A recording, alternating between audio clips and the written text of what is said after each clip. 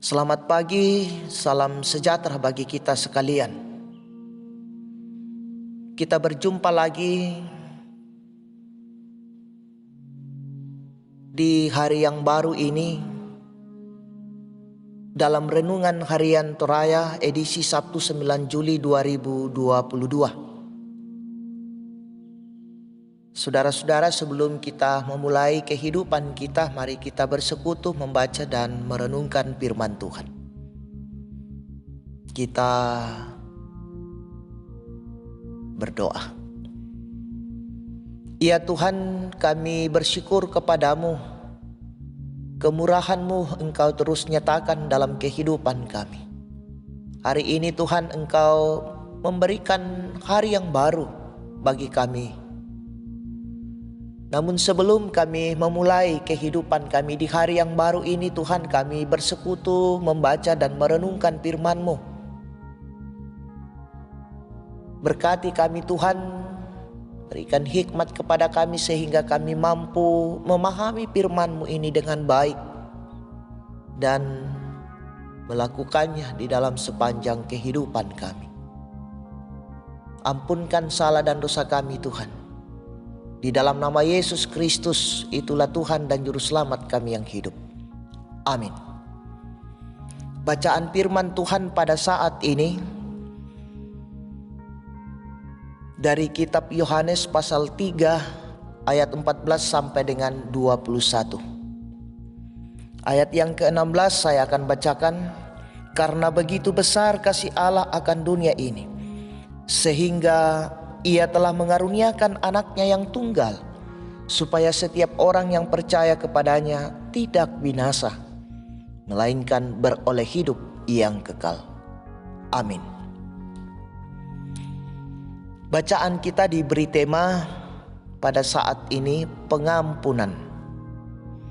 Saudara-saudara yang sama-sama dikasih oleh Tuhan, telah terbukti bahwa manusia tidak akan sanggup untuk datang menghampiri takhta hadirat Tuhan dengan kekuatan dan kecerdasannya. Kisah Menara Babel menjadi bukti bahwa kekuatan dan kemampuan manusia tidak akan mampu mencapai takhta Allah. Satu-satunya jalan untuk menghampiri Allah adalah melalui pengampunan dan belas kasihan daripadanya. Nah, saudara-saudara yang sama-sama dikasih oleh Tuhan, bacaan kita menggambarkan tentang pengampunan Allah kepada umatnya, sebagaimana kisah pengampunan Allah di padang gurun ketika Musa meninggikan ular tembaga. Bahwa siapapun yang dipangut ular tedung tetapi memandang kepada ular tembaga yang telah ditinggikan oleh Musa, maka mereka akan mendapatkan pengampunan dan mereka akan tetap hidup. Seperti halnya Musa meninggikan ular tembaga, demikianlah anak manusia harus ditinggikan, supaya setiap orang yang percaya akan beroleh hidup yang kekal. Bangsa Israel selamat merupakan inisiatif Allah dalam rangka menyelamatkan umatnya, walaupun umatnya itu telah berdosa. Nah, saudara-saudara yang sama-sama dikasih oleh Tuhan, hubungan kita dengan Allah telah putus akibat dosa. Kita telah kehilangan pengharapan dan hidup. Namun oleh belas kasihan Allah kita dianugerahi keselamatan melalui Yesus Kristus.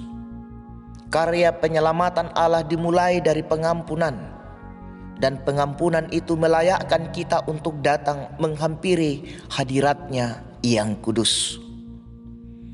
Oleh Yesus Kristus kita dibebaskan dari hukuman.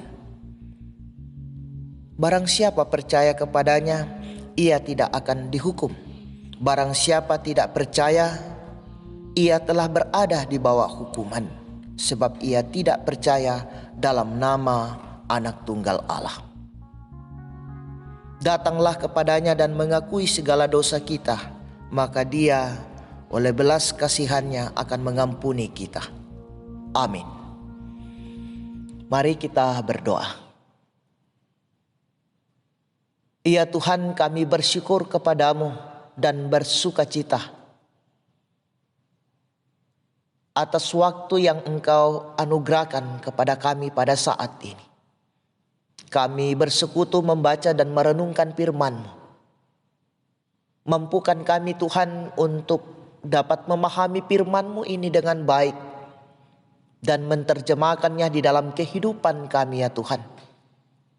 Kuasa Roh Kudus-Mu Tuhan biarlah menuntun dan menopang kami, menyertai kami dalam sepanjang kehidupan kami hari ini. Allah Bapa di dalam sorga, kami menyerahkan seluruh kehidupan kami Tuhan. Engkau bersama-sama dengan kami di dalam mengangkat tugas dan tanggung jawab dalam berbagai rencana hidup kami hari ini. Allah Bapa di dalam sorga, umat-Mu yang bergumul dalam berbagai hal, ya Tuhan, Engkau hadir menyatakan kasih-Mu, menopang mereka di tengah-tengah kehidupan ini dan menyertainya. Pemerintah kami dalam mengangkat tugas dan tanggung jawabnya, Engkau selalu bersama-sama dengan mereka Tuhan, sehingga mereka tetap setia dan taat mengangkat tugas dan tanggung jawab ini sesuai dengan kehendak-Mu. Allah Bapa di dalam sorga, seluruh kehidupan kami Tuhan, kami serahkan ke dalam tangan pengasihan. Ampunkan salah dan dosa kami. Di dalam nama Yesus Kristus kami datang berseru kepadamu. Amin. Selamat beraktivitas, Tuhan Yesus memberkati.